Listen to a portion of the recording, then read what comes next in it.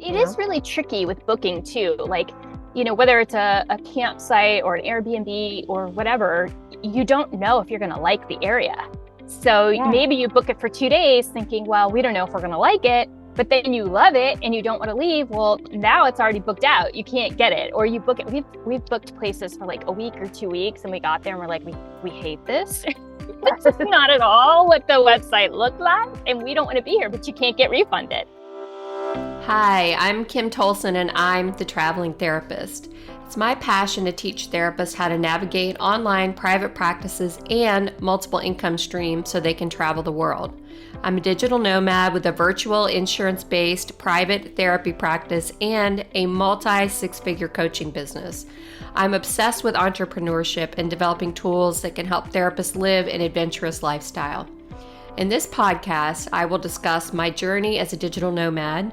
I'll chat with other traveling therapists and help you navigate the complexities of running an online insurance-based practice. I'm so glad to have you with me on this journey.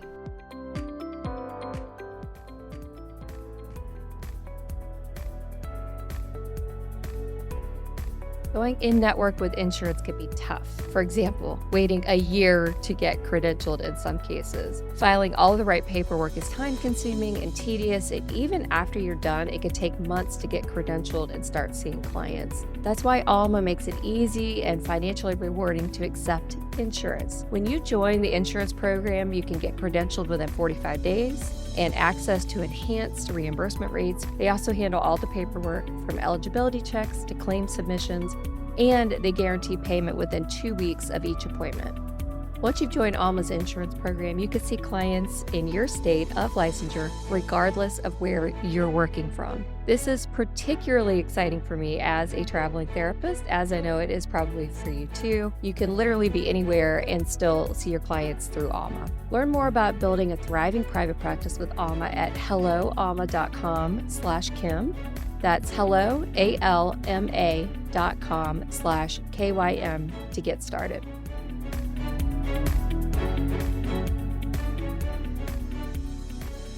Hi, everybody. Welcome back to another episode of the Traveling Therapist Podcast. I'm so excited today to have Amber Lyda as our guest. And I was just telling her before I hit record, I could probably just go on forever, just this whole episode, and just talk about how she basically changed my whole life. She's the online therapist guru. I didn't even know really you could be an online therapist until I stumbled upon her Facebook group back in 2018. And then I took her step-by-step course, and the rest is history. And it probably would have taken me many more years to do what I'm doing now if I hadn't found that when I did. So forever grateful. But time, Amber has become a friend of mine. I just love her so much. And now she's doing the traveling therapist lifestyle. So I want to talk about that. And Amber, let's just turn it over to you. How did you go from being a traditional therapist to a traveling therapist? Oh man. Well, I knew that that's what I wanted to do. I knew I had been dreaming for years and years and years. I'm trying to think like how long ago. It was definitely by 5. I was already thinking, is there any way that I could do this thing that I love to do, but not be tied to a location? And I was just too afraid, like nobody was doing it. I'd never heard of it before. And I also had a ton of student loans. So I was definitely like, public loan forgiveness program, please. Let me stay with a 501c3, whatever the heck they're called. And then, I just had some really hard stuff happening in my personal life. And it was exactly the kind of shakedown that I needed to be like, screw this. Like, I'm done waiting. I need to jump ship. And I left my secure counseling center job and started doing online therapy in a private practice.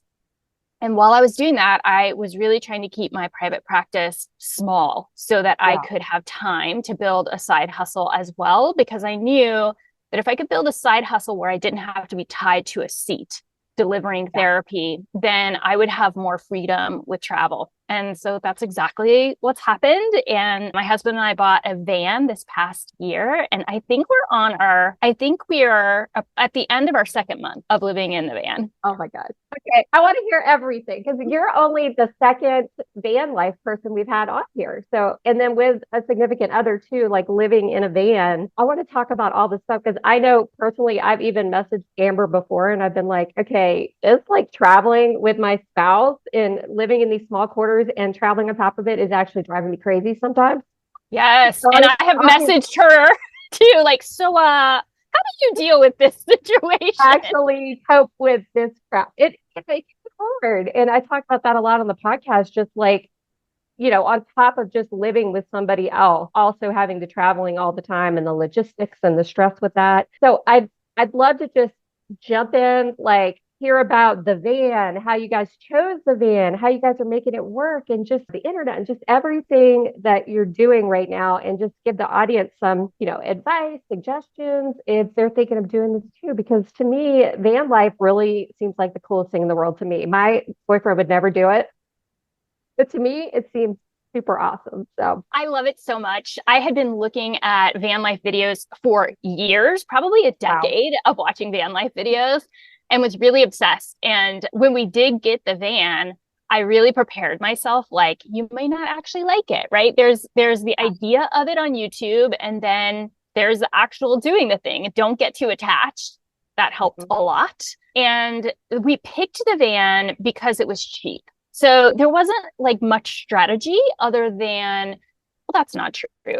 It was cheap, and I'm not paying $300,000 for a freaking van. I'm not going to do it. Right. So we got this one, well under 100, and it's called the Road Trek Simplicity. It's on a Dodge ProMaster chassis, and it gets almost 20 miles to the gallon. So unlike a lot of the really big RVs or the kind of heavier vans that you're going to be paying a lot more money in gas, like literally 4 miles to the gallon to 10 miles to the gallon, we knew we wanted to like be able to be very spontaneous and cover a lot of ground. And if we were backtracking, we didn't want to care. And having that kind of freedom was a really big deal. There are some trade-offs for that. The van is quite slow going uphill, but when it comes down to it, I'd much rather have an inexpensive van, especially since we didn't know if we were going to love it, and also be able to go for long distances without breaking the bank with gas. So those are probably our two biggest strategies in picking it. That's so smart. Yeah. Cause I've talked to him about, what about an RV? These things are really nice. And he's like, okay, so we're going to spend all this money on an RV. Then, like you were saying, gas mileage. And then you're like really restricted to places where you can park the thing in the United States. And so, that quickly went out the window. So hearing you say that it is a huge consideration. Like, right now we're doing Airbnbs, but even that, our location is dependent upon like, how much it's going to cost in a certain location. Like sometimes we'll skip fancier places and just have cheaper Airbnbs and kind of like drive in and drive out, Well, related to that, so we looked at RVs too, because they're so nice inside, but you literally can't get to a lot of places, like pulling into a gas station or parking at a grocery store parking lot. It's really tough. This van is under 20 feet. We can park in a regular parking spot, and it can look like a regular, just day driver sort of van. And it's what we lack in space is more than made up for in the places that we're able to go and not be restricted by the size of the vehicle. Oh, yeah. Oh, that makes so much sense. Right. So where do you go? Like, do you find places where people, like lots of van life people park, or do you just park in parking lots? Like, how do you guys work that part of it out? There are a million different websites and apps and things like that. If we were doing this 2 years ago, Paul's very into hobbies, and he gets into the hobby and he goes hard. So 2 years ago, he was super into fly fishing, and the places we would have taken the van would have been totally different. We would have been in the woods in Wyoming and that kind of thing, which I like a lot because you're boondocking and you're away from a bunch of people. And in this case, he's super into surfing. So we end up in more like RVE type of places or state campgrounds or county campgrounds that have hookups. And the hookups, we're we don't have a ton of power. I don't have a bunch of solar on the van, which I would get if we went back into like camping in the woods stuff, because I need the power to run my job. And Right. so we end up staying at a lot of places that we have to pay for because they have hookups with power and sewer and all of that kind of thing. Like literally right now, I'm staring at the Pacific Ocean out of the window because there's a campground right on the beach. I mean, it's incredible. Like Wow. I saw a dolphin, I saw a whale, it's so cool. That is so awesome. Oh my God, that's the best part of it. And just being able to go anywhere, really. I mean, there's campsites everywhere, right? I mean, basically, Oh, even places like this you can hook up to. yeah, and much more in the West than in the East, in Southeast in particular would be hard to camp because it's so blasted hot and there's not as many campsites. But out West, it's unlimited. They're everywhere. Wow. So boondocking, because I'm trying to remember, somebody told me before, boondocking is basically like where you're not hooked up to anything, right? Like you've got like Correct. water tanks and use the bathroom, I guess, outside or whatever, or have to change the tanks later. I don't even know how that works. Yeah, so we have a bathroom in the van, Oh. and with a toilet, and we have a black water tank. So we can use it probably for 4 or 5 days, and then we need to empty it out. And most campsites have an empty station. You just have a tube, you hook it to the station and flush, and everything goes into their sewer system. So we have gray water, which is like what you use to shower or to do the dishes, and then black water, which is your waste, goes into a tank. So can I tell you like how much faster we can travel? Because now when I have to pee and we're driving, we don't have to stop every freaking hour because I can just pop into the bathroom. That is great. I mean, yeah, anytime I go anywhere, it's like, all right, it says 5 hours, and it's probably gonna take 7 because he has to pee like every hour, and then we got to eat, so it just takes forever. That is a good benefit to it for sure. That's Totally. awesome. Okay, so have you had any problems like getting into these places that are nicer, like on the ocean or whatnot? Because it seems like in the traveling therapist group, people were talking about like sometimes they're reserved way far out, like it's hard to get places, or is that not been an issue at all? There are, if you're trying to stay at a really fancy pants place, it can be that way, but we're not, so, and we also are unwilling to plan a year in advance. So if it's going to be full, we're going someplace else, and that's just how it's going to be. But I mean, we're on the freaking ocean right now in a really nice place. So yeah, it's not been difficult. It's not been difficult at all. That's amazing. Yeah. Okay. Well, yeah, it's not bad at all. So what are you doing for that? Because that's, a huge question that always comes up. How do I Yeah. manage that? I think you had that question when you first started out. Yeah, that was a serious concern for me. So right now we're using 2 systems, and I'm probably going to add a third, maybe a fourth. Okay. The 2 systems right now are I have a cell phone signal booster, and I use Local Me. It's G Local Me, and it's a tiny little contraption.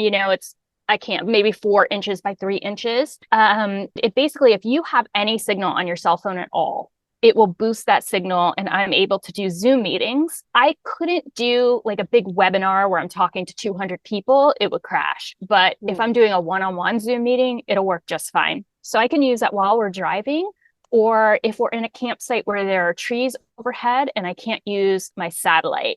So the second system is my Starlink satellite. Okay. I freaking love that thing. Oh my gosh. I love, love, love, love, love it.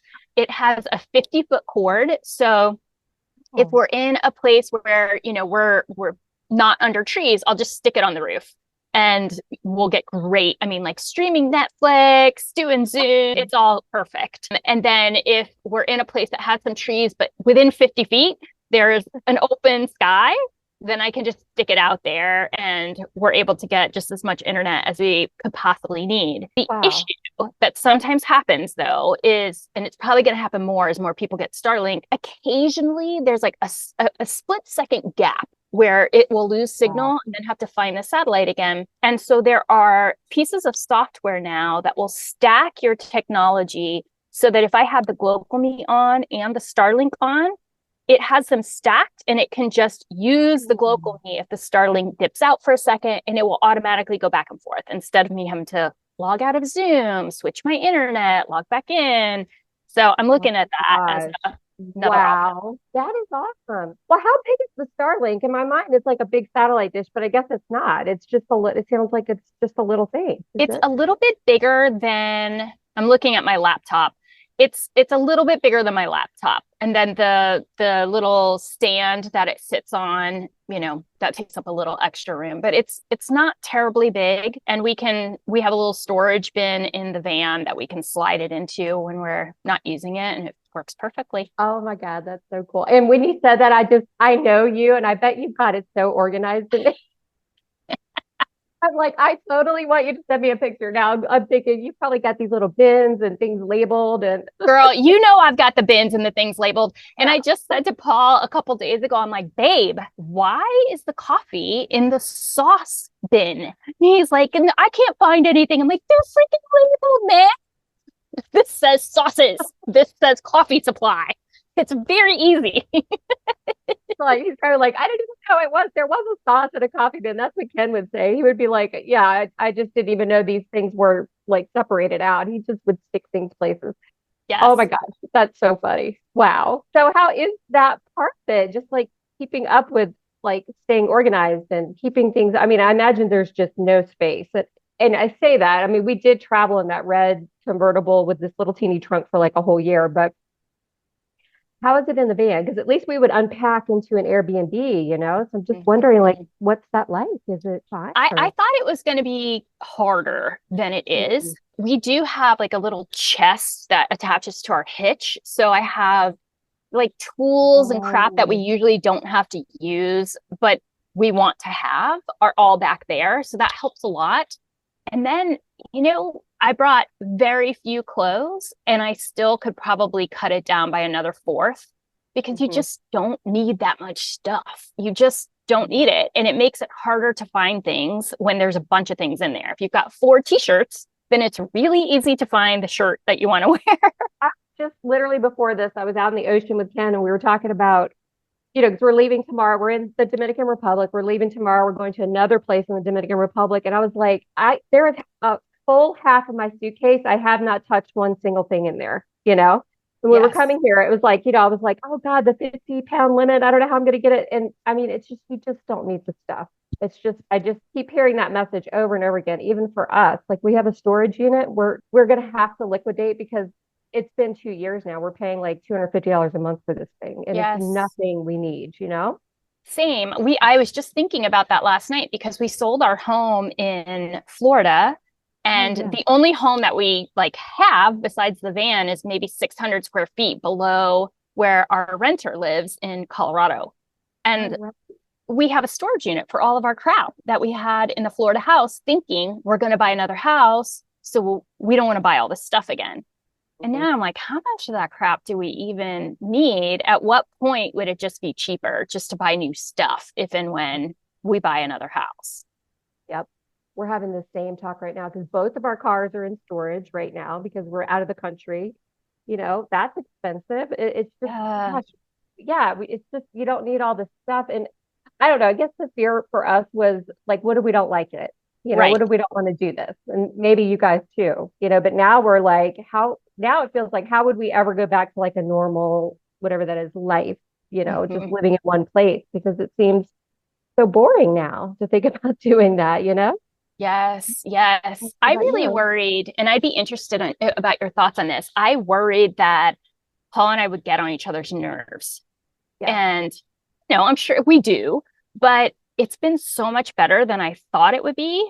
And it's still new, so who knows? But I feel like our communication is a lot better, maybe because we're forced to communicate and work things through more quickly, but it just feels much easier than I thought it would be. Yeah. Yeah. I go back and forth. I feel like, I don't know, probably because I'm PMSing half the time or something, but, I definitely go back and forth with that because it's like, sometimes he's driving me crazy and other times it's like, this is amazing that we can just live this life together and just, have this sense of adventure and just like spontaneity. And it's so much fun. And it's fun for our relationship too. It's not Mhm. like, living in the same place. You get up, it's, the same place where you exercise, the same restaurants you always go to. It's always exciting and fun. for us. Yes. I mean, the only time we really argue is like travel days because, you know, Yes. he doesn't sleep, right? He does not sleep the night before because he's so worried about it. So, and he would, if he heard me, he'd be in here like, that is not true. But it is true because he does not sleep. And then all day he's like a grump and he doesn't want to eat. I don't know what it is, but it's like travel day is a nightmare with him. And then we like start snipping at each other. But then after that, once we get to the place, about a day later, everything's great. So that's kind of our rough patch, and that's it. I mean, that's all we argue about, really. It's just the days where it's like he's irritable and hungry, and I'm like, be calm. And he's like, stop trying to manage me, that whole thing. I did make that mistake the other day. I did say like, calm down. And I was like, oops, you're not supposed to say that. Managing a successful private practice can be challenging, even if you have all the skills and experience you need to support clients. Most training programs offer little to no guidance on running your own business. That's why Alma gives clinicians the tools they need to build a thriving private practice. When you join Alma, you can get credentialed with major insurance payers within 45 days, as well as guaranteed payment within 2 weeks of each session. You can also attract clients who are the right fit for your practice with a free profile in Alma's searchable directory. As you build your caseload, Alma also offers time-saving tools and administrative support, so you can spend less time on paperwork and more time delivering great care to your clients. Visit helloalma.com/Kym to download your free guide to identifying and connecting with clients who are the right fit for your practice. That's helloalma.com/KYM to get your guide.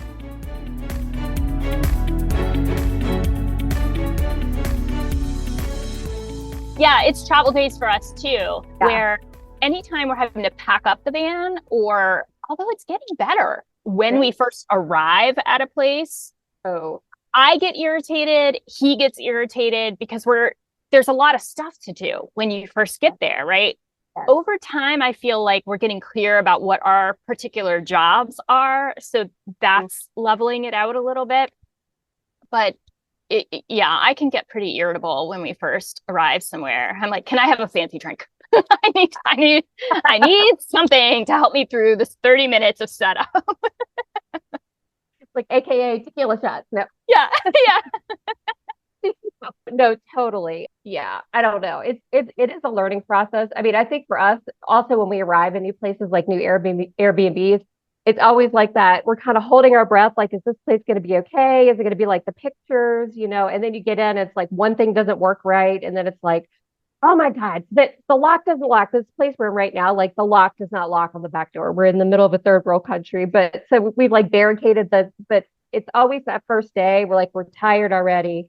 And then we're like finding these little things that aren't exactly right. And, so those things kind of all multiply a little bit into the irritability. And then we chill, we get unpacked, we relax. We're like, this isn't a big deal. We eat, we sleep, we feel better, What is your routine with work? Like, how do you organize your travel days compared to your work days? Because I haven't gotten that down yet. I mean, it's a logistical nightmare, I swear, because at first we were trying to just travel on the weekends, but it just doesn't always work out that way. I'm sure you're finding that too. It's like, oh, I don't know, like we have to be, somewhere for a holiday or a family event. So we got to book it. We got to book it across a couple of states or something. And then it's like we're on a Wednesday and I have like 4 things scheduled that day that are like normal routine for me. And I forgot to cancel one. It seems like that happens a lot. So, my VA is helping me with that. I've got her like trying to help me manage my calendars because I have my simple practice calendar where I still actually see like 5 clients every month. And then I've got my coaching calendar, and then I've got the other stuff like podcasts and all the events and the 3 memberships that I run, which I've tried to, which is crazy. I know that's insane. That's a whole nother topic. But I try to do traveling therapists on Mondays. I try to do the clinical AI club on Tuesday afternoons. And then the Bill Like a Boss stuff is every Wednesday at 12:30. We have like our billers meeting every single week. And then we'll throw extra stuff in there. And then I just see clients on Wednesdays only. So today is like a client day for me. Mm-hmm. But we're traveling tomorrow. It just worked out that way. So I did have to cancel people tomorrow, like some other little meetings I had and stuff. But I haven't found a good system for it. It's stressful, Yeah. Nothing's fluid. I mean, nothing's like like totally stationary that you can just count on every single month. At least for me, it doesn't seem to be that way, you know? Yeah, me either. Me either. And I was thinking that I was just so smart because I was like, I'm only going to have Zoom meetings on Wednesday and Thursdays. And so I'm going to just tell Paul Wednesdays and Thursdays, I need to be somewhere with great internet.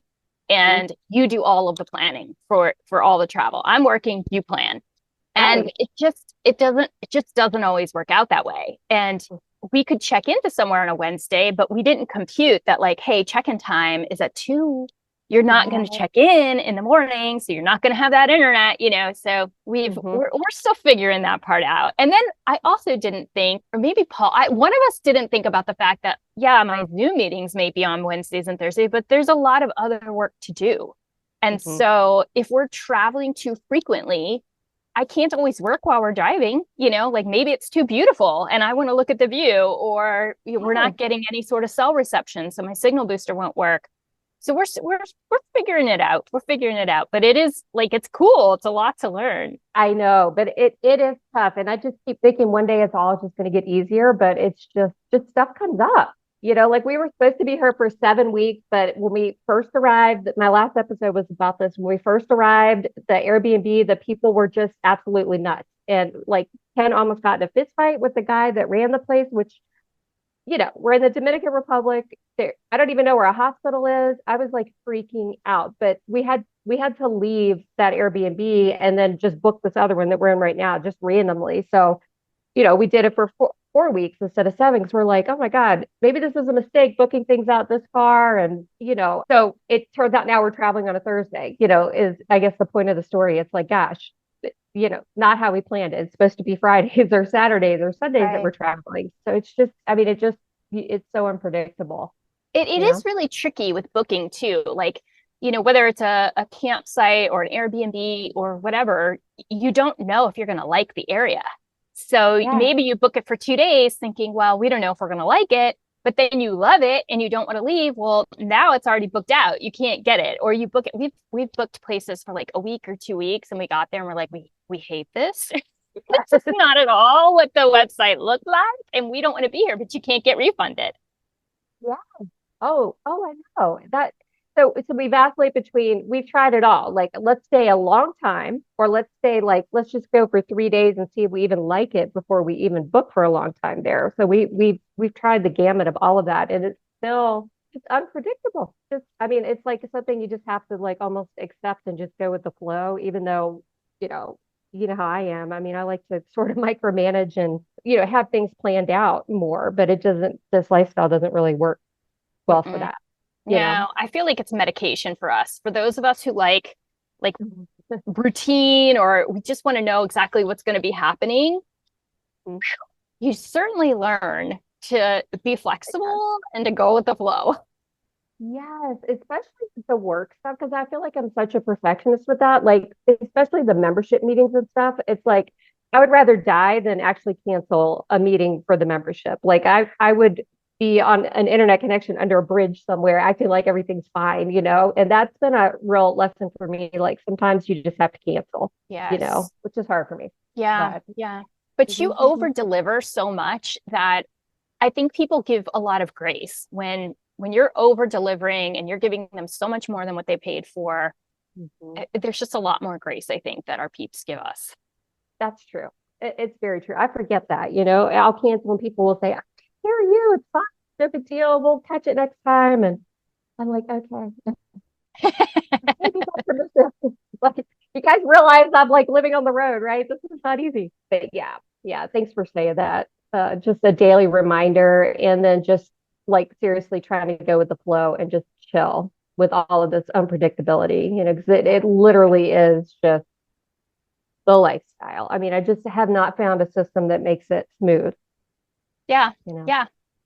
And how could Bottom we? line. Because it's a novel circumstance like every 3 days. So, How uh, often do you guys go? Do you guys just randomly go when you're ready, or do you have like a we're semi-schedule? it seems like we're kind of staying places around 3-ish days and Mm-hmm. then we move on to another place. I was just telling Paul a couple days ago that I think that for me, staying somewhere 3 nights, 4 days is kind of the sweet spot smallest amount of time, because usually when we get to a place, I'm feeling like I need to work because we've been Yeah. traveling the day before and I haven't been able to do anything. So I need that day to work, but then I don't want to miss out on exploring the area. And there's always stuff that needs to happen too, like tasky kinds of things. So I need a day to like really focus and work. I want a day to play.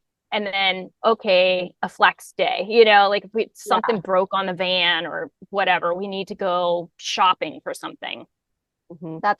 I need at least that amount of time.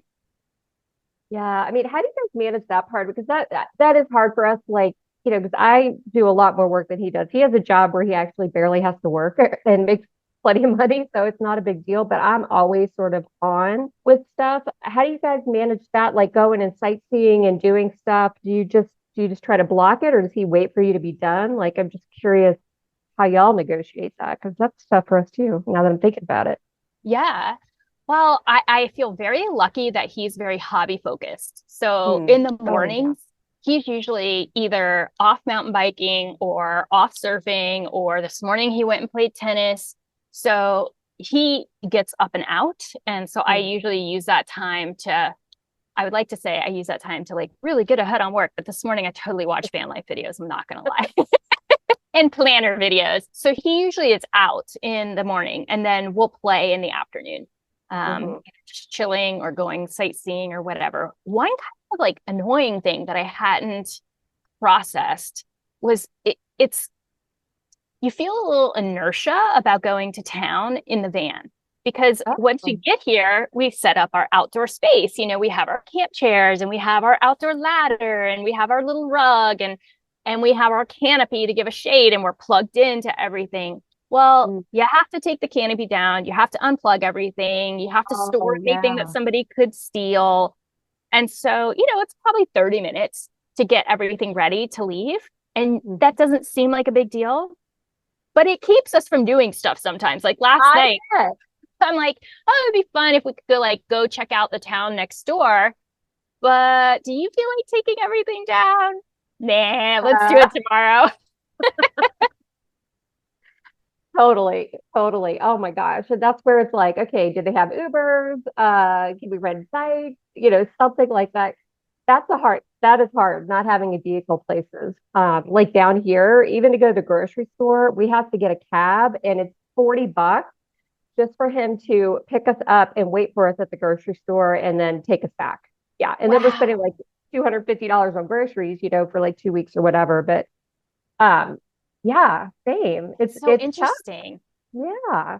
Wow. One thing we didn't talk about yet is we have 2 dogs with us, and they're large. They're both about 60 pounds, and the van is small. So trying to navigate around them, but we also have to chase the weather, because we need to stay in places where if we go to the grocery store, it's cool enough outside that we can have the windows open and the fan on and the dogs be okay.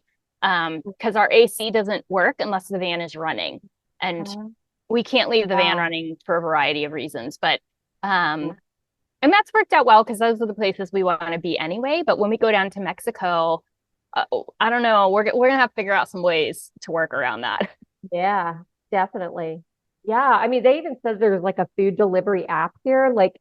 Because in the United States, sometimes we'll pre-order Instacart. If we know we're going to be in an Airbnb in a new location, we'll have Instacart deliver at like 7 p.m. or something, Smart. Yeah. So I don't know if they'll deliver to vans, but they probably would, I would think. I don't know. So that's an idea. But yeah, it now I lost my train of thought. We were talking about the dogs and chasing weather, and then you gave me the Instacart idea, which I'm totally going to use. Yeah. Well, I think I was just excited to share the Instacart thing because, I was going to say they have an app here, supposedly a food delivery app, but it's all in Spanish. So we can't figure out like what the actual foods are without like using a translator. And then the app like times out on you. So you can't actually really order food delivery. We're going to use the food delivery app. This is perfect. And then we got down here. It's like, this is actually not even an option. So we had to find a taxi, and this guy named Pedro, who now just takes us to the grocery store. But yeah, it's an adventure trying to figure that stuff out without like a vehicle that you don't have to like break down every time you go somewhere.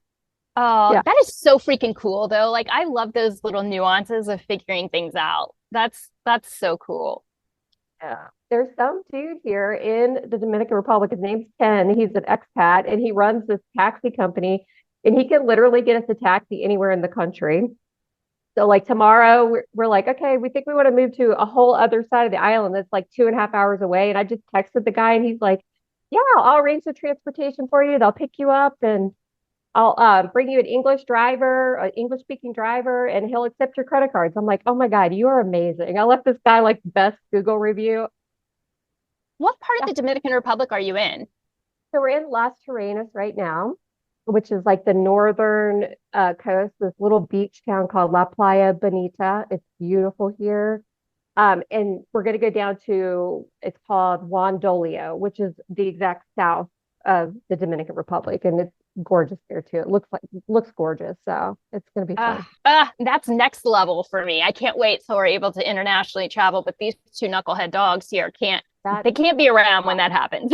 Well, in the traveling therapist membership next, I think it's Monday, I've got a pet travel expert coming in and her whole presentation is about how to internationally travel with your pets anywhere you want to go.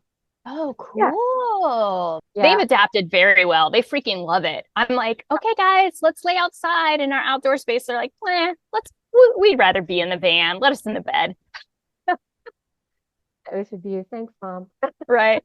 Right. That's awesome. Oh my gosh. Well, I love talking to you about this. I feel like I could just talk about it forever. So maybe like in a year or so, you could come back and tell us how it's going, where you are. We're definitely, now that we've got this taste of international travel, we're already like, all right, we're going to go to Greece for 3 months in April, May, and June is what we're planning. And then Switzerland, and we're just going to try to do a little bit of Europe, which is like, just totally outside of the box from where I ever thought we would have been. Him even. I never even thought he'd agree to Europe like long term, but he has. It's super exciting. Amazing. Yeah. How blessed and lucky are we? I mean, really. I know. I know. I just feel like I say all the time, I just really want to take this in. We don't know how long this is going to last. Like, who knows? And I'm just so, so, so grateful that this is a possibility right now. Oh my gosh. And I'm so grateful for you. I know I tell you this all the time, but just, I really would not be doing this. I mean, I probably would at this point, but back then, like, you open my eyes to the whole thing, even multiple income streams to help, like supplement the lifestyle. So I'm not in that like one-to-one model anymore. It's just changed my life. So I'm grateful to you. And, anybody listening, online therapist group is where you'll find Amber, amberlyda.com. She's an amazing inspiration. She has tons of resources and things to help you get to where both of us are right now. She said we're lucky, but it's also, you can choose this path. The tools are there. You can do it. Anybody can do this. If this is what you want to do, it's achievable, so I hope if you take anything from this episode, it's that you can be right where Amber and I are if you want to. Yeah. And just a shout out to Kym because she's building me up over here, but she was the first therapist that I knew who had an online income stream outside of therapy. Your meditation stuff. Yeah. Remember you have all the yes, dude. That was before any other therapist was thinking about online income. So that is true. You're a pioneer, lady. Thank you. Yeah, thank you so much. Well, love you so much. Thank you for sharing this. And anybody, if you want to reach out to Amber, join the online therapist group. Anywhere else, Amber, that they should go to try to find you? Just email me. Just email me. It's dramberlyda at gmail.com. It's dr. Amberlyda at gmail.com. Yeah. Okay. Thank you so much. Aw.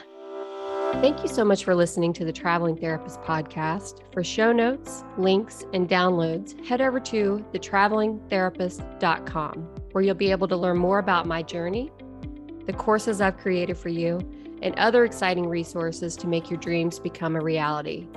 If you've enjoyed this episode, please share with your traveling therapist friends, subscribe to the podcast, and if you loved this episode, please leave a review.